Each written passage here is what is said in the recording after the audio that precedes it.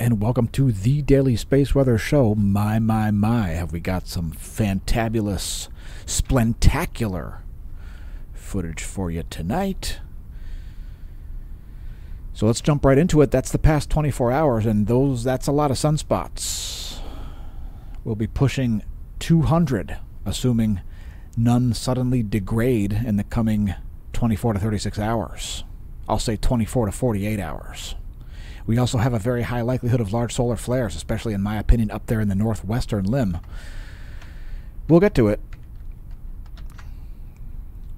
So there you go. We've had a little bit of sunspot growth since yesterday. Some more active regions there, some more actual sunspots behind that new spot over there on the eastern equator. Probably have an increase of about another 20. Yeah, we'll be approaching 200 sunspots here. So up there in the northwestern limb, that is the most likely place for a large solar flare, in my opinion. Here's SDO colorized magnetogram for today, January 9th.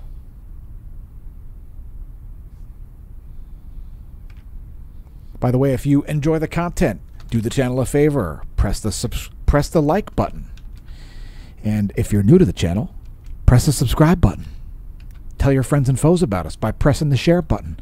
Leave a comment and help with the algorithm for some reason. I don't know why I'm asking you this. Do whatever you like. Press some buttons, press some things, visit our links, support the channel, yada, yada, yada, yada. It is the world's most comprehensive daily space weather content, as well as the most detailed solar imagery you'll find in the known universe. We even help our viewers to be able to forecast their own weather, whether it's space type or Earth type. So yeah.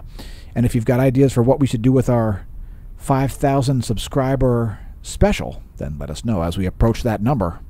Let's get to volcanoes, starting out with Luotobi. Yeah, Luotobi. Spectacular imagery here. And that is a nasty-looking volcano, folks. It's producing quite a lot of light there, lighting up those clouds. It looks like a huge caldera. The exclusion zone has been increased in size. And if you're wondering where it's located, it's right over here, north of Australia. Is that Indonesia? That's Indonesia, I think. Anyway, here is the list. Again, the exclusion zone's been increased at Luotobi. Recanes continues to produce some seismic activity. Sakurajima, 7,000-foot ash plume. Suwanosejima, 7,000-foot ash plume. Ibu exploding, 10,000-foot ash plume over Halmahera. That's a flight level 100. Exclusion zone now 4 kilometers around Luotobi as it produces a 14,000-foot ash plume. Merapi also erupting, extruding some new real estate on central Java. Semeru, Merapi, 17,000-footer. Dacono, 10,000-foot. Popocatépetl, 18,000-foot. Some Guatemalan volcanoes, Colombia, Ecuador, and Peru, all erupting. There's the volcanic map. Oh, and quick public service message, folks. Don't pole vault the caldera. It could be unhealthful. And, yeah, do not pole vault the caldera. If you're going on a volcanic vacation, leave your vault pole at home. So there's the map, and there goes the map, and here come the seismic updates. So largest quake was at Japan. We'll get to it there the past 90 days. Here are the past 24 hours of earthquake activity. Vanuatu had a 5.4 at 2:54 Universal Time this morning on January 9th. Then a 5.1 struck Indonesia on the coast of the Indian Ocean. And then another 5.1 struck Indonesia due north of Australia. Tonga had a 5.7. Then a 5.9 strikes Japan at 8:59 Universal Time this morning. Again, that's the largest quake of the past 24 hours. Chile had a deep quake at 5.4 magnitude. It was over 179 kilometers estimated depth. And those are the quakes of the past 24. So here's a great series of images from SDO. And there were some spectacular CMEs today, which we will get to as well. Got to cover the coronal mass ejections.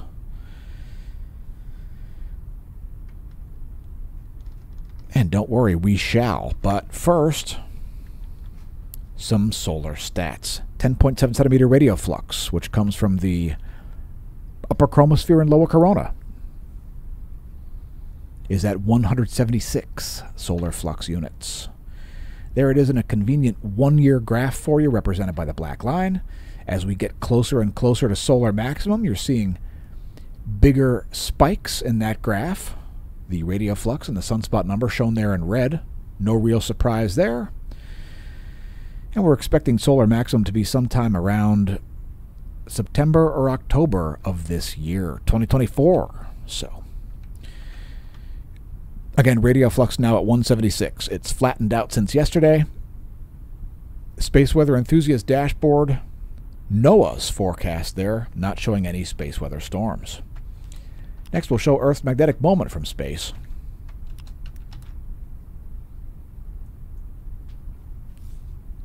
And things are calm. The sun is being a plasma miser.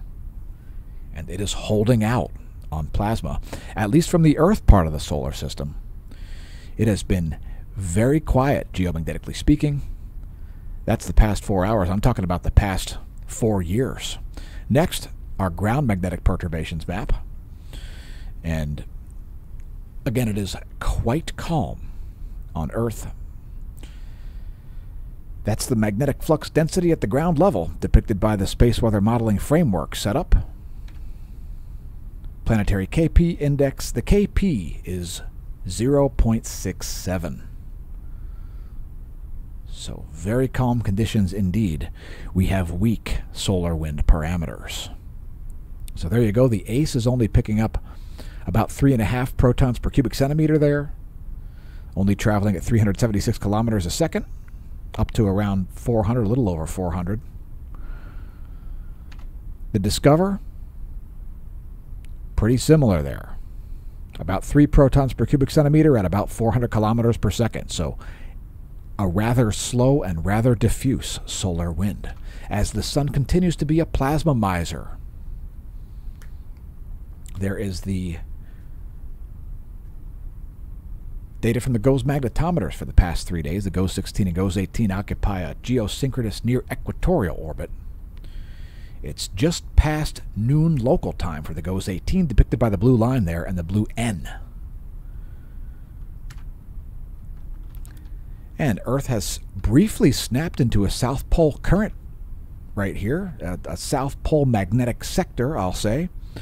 So if you look at the last image right in here, some South Pole magnetism has popped out there, just right in the center of the solar disk. And so Earth has moved into a South Pole-oriented magnetic sector. But that's likely to end soon, so Earth could be snapping into separate magnetic sectors here over the next few hours. That is a thing that can happen, and it might be happening. Is it going to do anything spooky to you? Well, absolutely not. It's extremely weak magnetic fields, which do interact with the Earth's, but in an extremely weak fashion. So, anyway, that's what's going on with the top view ecliptic plane field plot. Sector boundary crossings will continue. I've got a forecast. It's a forecast for sector boundary crossings. Next, our line of sight field plot. And you can see that B field moving around there, which is what you would indeed expect, as Earth is kind of right near the north-south pole sector boundary crossing. So that's exactly what you'd expect to see. And let's move to coronal holes next, since they show us the solar polar field reversal process, like our channel, as it goes on. So there you go. We've got a little bit of South Pole magnetism popping out. We may see a South Pole-oriented coronal hole grow here, right in the Earth-facing zone, but at the moment, not so much. Just North Pole coronal holes. And we'll bring up the latest image. So we've got a few up in the northern hemisphere that are south pole. And here come coronal holes from SDO. So there's a little bit of south pole up here.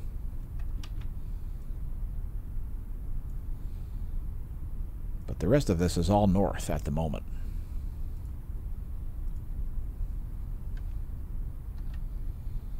So that is a 24-hour SDO video. And you'll see right at the end there's a plasma filament eruption happening there. That's a CME that is still on its way out of the corona, which we will show you here from the GOES 16 in a bit. Let's get to sunspots. The sun, it gets more and more complex as it approaches solar maximum. We foresaw this, and we expected to be beyond 5,000 subs by that point in time, but hey, there's a sunspot number for the past month, and surprised that this is below 150 at the moment. You can expect the sunspot number to rise up toward 200 coming tomorrow. But there's the past 30 days from Rob, the Royal Observatory, Belgium. Here's our flare probability monitor and scoreboard, and like I said earlier, I'm expecting 3538 to be the most likely place at the moment for the next 24 hours at least. That's the most likely place for a large flare, in my opinion. This flare monitor is also showing this group here, which is 3540 and 3541, and this group here, which is not named yet. That'll be 3545, I suspect. Let's take a look at sunspots here in spectacular detail, folks. Here we go. Here is the SDO Continuum plus 171 angstroms difference imagery, a running difference of 60 minutes. And that is pretty sweet imagery. But don't think we stopped there, because we certainly didn't. So here are the magnetic fields next. So the HMI magnetogram along with the 171 angstroms 60-minute running difference. And those are 24-hour videos.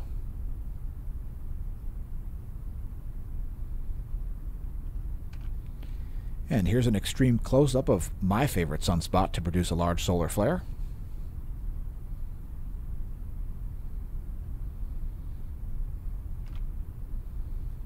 And there's just SDO Continuum by itself. So that's what nearly 200 sunspots look like. And if you remember yesterday, I said, hey, look for sunspots to form in the southeastern limb. What do you see? What do you see right there? You see that beta gamma class group of sunspots forming there? Yeah,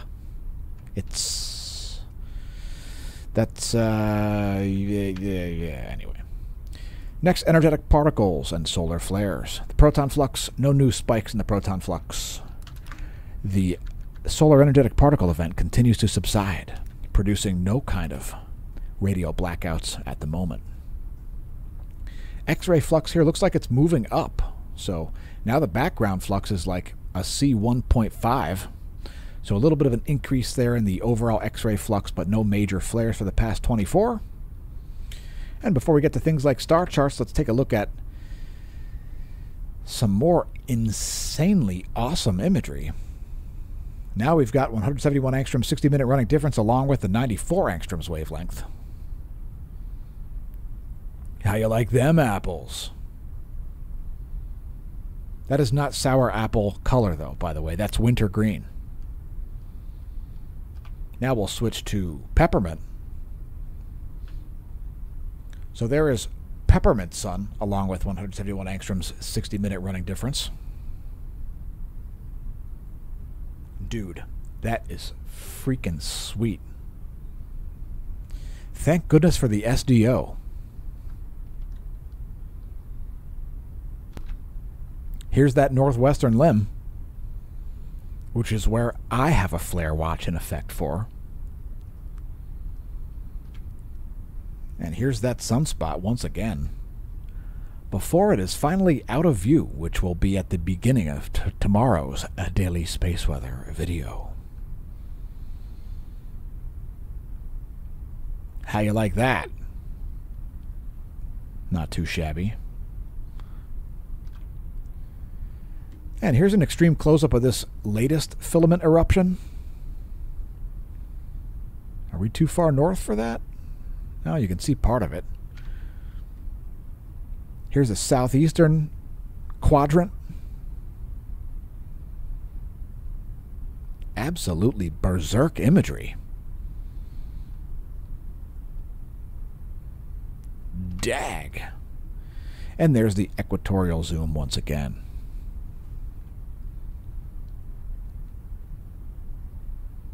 And now it's time for a star chart. If you're looking at the early skies right after dusk, you might see Orion's belt pointing at Betelgeuse, which are pointing at Castor and Pollux, the two bright stars on the opposite side of the ecliptic. What I mean by that is right here, you can see the three very distinctive stars of Orion's belt. They form a perpendicular line to Betelgeuse, the largest single object visible to the naked eye. If you follow that to the ecliptic, you'll find Castor and Pollux right over there on the opposite side of the ecliptic, which is the green line here, the aqua line on our skyandtelescope.org map. And let's do a solar system forecast next, courtesy of theplanetstoday.com. So there are things today as we approach the new moon, the first one of January 2024. And it's my favorite phase. That's where things will be in a week. On the 16th, we will have a crescent waxing moon. By the 16th, here's our astronomy photo of the day. And that is the Thor's Helmet Nebula. In the center of it is a Wolf-Rayet star, which is a particularly rowdy and energetic type of star. And Wolf-Rayet stars are known for their extremely high output and their likelihood of becoming a, quote, supernova, end quote. Now, I'm not going to talk about the beef that I have about some aspects of cosmology at the moment. Of course, everybody who studies cosmology has some beef because there are a lot of things that are not well understood when it comes to cosmology. So there's plenty of work to do. That's why it's such an interesting emerging science. That's the astronomy picture of the day at apod.nasa.gov. The Thor's Helmet Nebula, also known as NGC 2359 from the New General Catalog, located about 15,000 light-years distance. And let's move on to CMEs, because we're not sightseeing here. We're doing the daily space weather content. So here are today's CMEs, and like I said, there are some spectacular ones there in the east and southeast, also the northeast. It's a big day for east side CMEs. And interestingly enough, nah, I don't think those are earthly directed. I think there's one on the far side happening around the same time there. So, yeah, we don't think those are earthly directed. I was watching them earlier, and they don't look earthly directed. Here, we'll show you a little further zoomed in view, and I'm going to let the C3 catch up just a little bit here.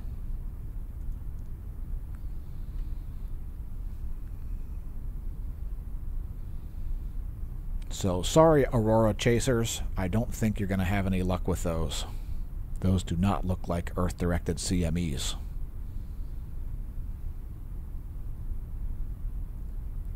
At least two of those are somewhat behind the limb, so that makes it quite unlikely for it to have any earthly-directed componentry. And we'll also show stereo A, which pretty much just supports that theory. So, not earthly directed, folks. Here's a 24-hour video featuring the SDO synced up to the extent that it is synced up. All right, it's supposed to be synced up. What's up with that? Let's zoom in one step here.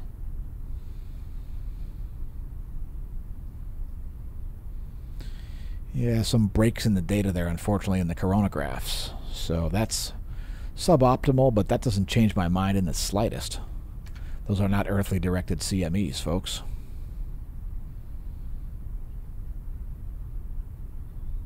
which is a shame because we like earthly directed CMEs.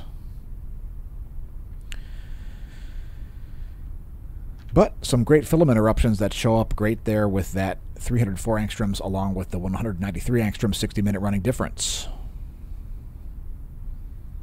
So the spectacular imagery continues. Jeez, it's been a good couple of days for solar imagery. Dag. That's not half bad. All right, anyway, let's get the filaments. We don't want the video to be too lengthy here at the Smash News Network, Least Busted Name in News. We've got things to do like eat chicken. So, let's see. There you go. There are filaments from Cerro Tololo, Chile, and there are lots. Not as many as there were this morning, though, because a lot of those blasted off. Check it out in the southeast. And it's there, and whoops, now it's gone. So some big filaments there. See them? Don't blink or you'll miss them. There they go. So still plenty more on the solar disk, though. Not as many as we had a few days ago, but some more rising there. Plasma filaments, folks. They've been known to turn into massive coronal mass ejections. Anyway, before we get to bonus features, check out the one that's going on right now. A splentacular view there. Check it out. Just happens to be some perfect timing for producing the video today, so not always the case. That's only the past about 3 hours or so from the GOES 16 SUVi. Great plasma filament happening there. A little bit of hider flare action as some of that plasma splashed back down. Let's shrink it down to show the full disk and move on to bonus features. Bonus features. Starting out with me reappearing. So that's what's going on. And satellite charging hazards, we ain't got none. It's smooth for satellites. There you go. Don't expect any damage, communication errors, or computer failures. Nothing like that. No charging hazards. GOES electron flux remains low. There it is for the past 3 days. There it is for the past year. There's the forecast model by NOAA expecting it to dip down even lower. So it's a bit of an electron shortage. Also a solar plasma shortage for the past, really more than the past 4 years. But anyway, we'll also show the layer where that's measured, the F layer of the ionosphere. So there's a diagram of what it is, and here's a diagram of what's shaken, the ionogram.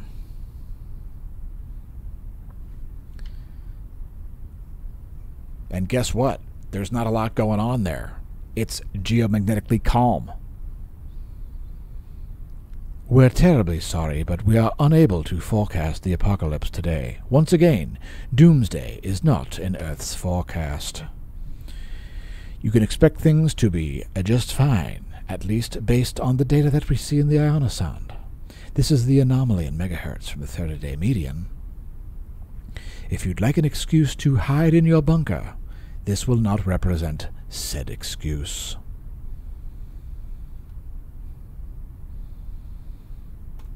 We'll also show the WAM. And I'm not talking about the latest video for Wake Me Up Before You Go. I'm talking about the whole atmosphere model. Don't carelessly whisper about the channel. Yell at people and wear our merch in public. If you'd like blank stares at the party, tell people that you know more about space weather than they do. We'll close out the space weather segment with the latest, there you go, the continuum and the magnetogram. And let's pause for station identification. You've reached the Smash News Network least busted name in news. Now, there you go. That's what's going on in magnetic fields and sunspots. And let's just take a brief look down the eastern limb, because it's always nice to see more sunspots rising, unless you're mad at sunspots. And if you're mad at sunspots, quick reminder They are doing wonderful things at mental institutions in 2024. So it looks like we've got 2 new groups. This one and this one. Just in the past 24 hours. And I'm not going to get into counting sunspots. Good luck with that. And check it out. This is what's going on over the U.S. And oh my God, I must have failed something here. Geez, what happened? What in dear God's name has occurred here? I must have completely overlooked something.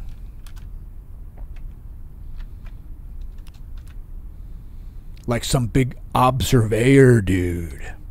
Anyway, this low pressure system that's just south of Lake Michigan is really in control of Earth's weather right now, at least this part of it, because you've got this very cold air blasting down from Canada and mixing in with this much warmer air, and we've got this huge pull from this low, and you've got this demarcation line of cold and warm, and so on and so forth.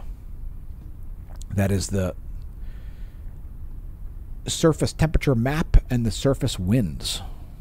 So that's everybody's weather is perturbed across the U.S. right now, at least even more than the eastern half.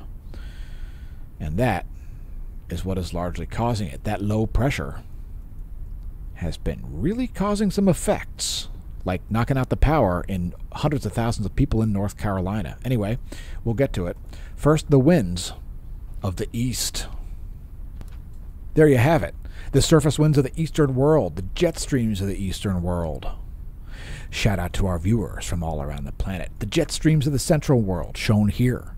Shout out to our viewers from Europe, Africa, and the Middle East. Here are the surface winds of the central world. It's a windy time in the Mediterranean and the Caspian. Surface winds of the west. A strong onshore wind for the east coast, as well as the Pacific Northwest. Offshore winds on the Gulf. Might make for good surf, but I doubt it, because it's the Gulf. Here are the jet streams of the Americas. Next, clouds and fog. For the same zone.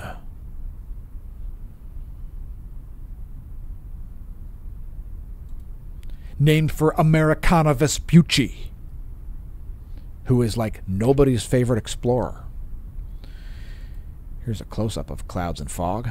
Great view of that low as it makes its way across Illinois. It's looking like a windy day in Chicago. Shout out to my Chicagoan viewers. So here's our snow depth map and quite a bit of snow across the U.S. Let's move to precipitation type.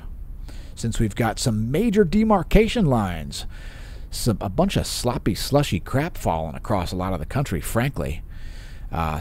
Frankly, we're being denied snow right now. I mean, all of this rain right here, this is L for loser. Loser. That is that winter, early January rain flooding, and ew, just take a dump on this map, folks. This map is crap. So, yeah, precipitation type. I like to get mad at the weather. Well, doggone you, weather. Why I oughta. And look at we got all these rain with snow areas. Yeah, there's slush falling directly out of the sky, folks. Slush. It's a great time to make a slush ball. Just don't throw it at me or there'll be repercussions. Anyway, here's our weather.gov map. And, dude, look at the weather warnings. Get that ad off of my screen, yo. All right, there we go. That's better. That's better. Weather.gov is where to get your weather warnings if you've got some.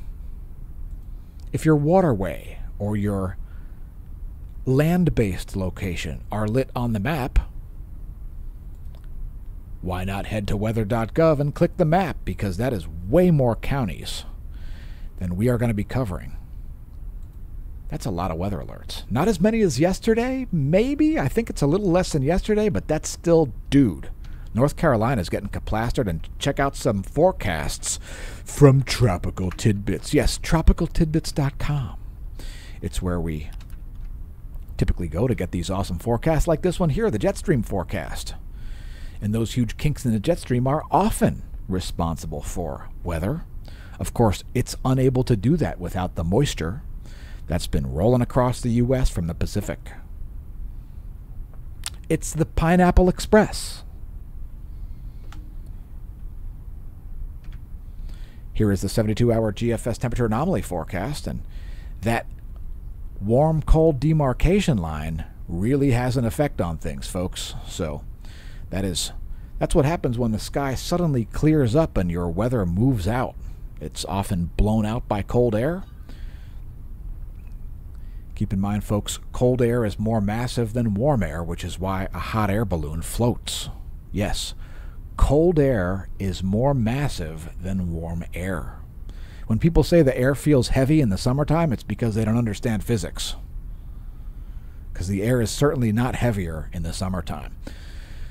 Next, the total accumulated precipitation forecast in inches. It's based on the 72-hour GFS model. And yeah, that's where the rains are going to be. And I'm not going to try to explain it. That's why it's on the screen. Accumulated positive snow depth change forecast in inches based on the same model, the 72-hour GFS, and snow's going to keep falling and falling and falling for days over huge portions of the country. So there you go. Them's the facts. And it looks like about 80% of the lower 48 are going to be coated with at least a thin layer of the white stuff. Pressure and precipitation are next. And that low is going to continue to slowly make its way up the Great Lakes, kind of up the St. Lawrence Seaway, sort of, right toward Nova Scotia and Maine. So it's going to kind of take its good old time and bring a lot of moisture with it.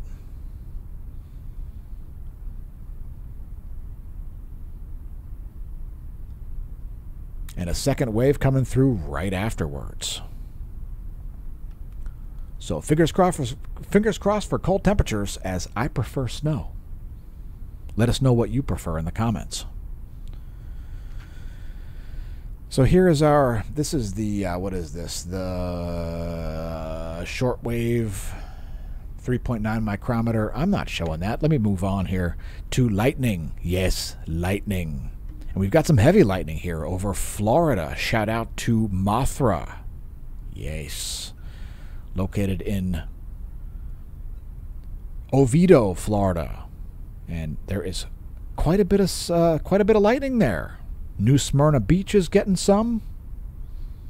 Central Florida there getting some lightning strikes here. Next time you hear thunder, check it out, lightningmaps.org.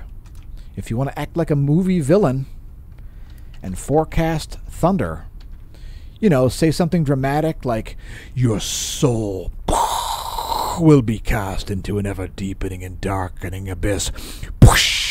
You know, stuff like that. Try it out. Impress your friends. Convince the natives that you're Zeus or something. With lightningmaps.org. What more could you possibly want? Check it out, power outages. That's poweroutage.us. Over 100,000 out of power in North Carolina. 70,000 out in Pennsylvania. 63,000 out in New York. 77,000 out in Florida. 92,000 out in South Carolina.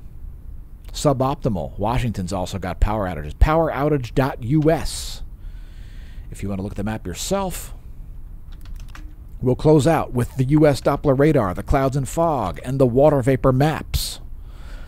There is the Doppler. And as that low just takes its time, it's right over St. Louis at the moment. And it's going to be moving the way I said earlier, and that's that. There's the full 50-state view. Some blizzard warnings there on the big island of Hawaii, up on Mauna Loa, undoubtedly. There's the lower 48 view. Here is the clouds and fog view, and there is the water vapor view. A fantastic view of that warm, cold air demarcation line, the dry, moist air demarcation line, and a great view of that rotating low that's turning counterclockwise over the state of Illinois. Here's your recap U.S. Doppler radar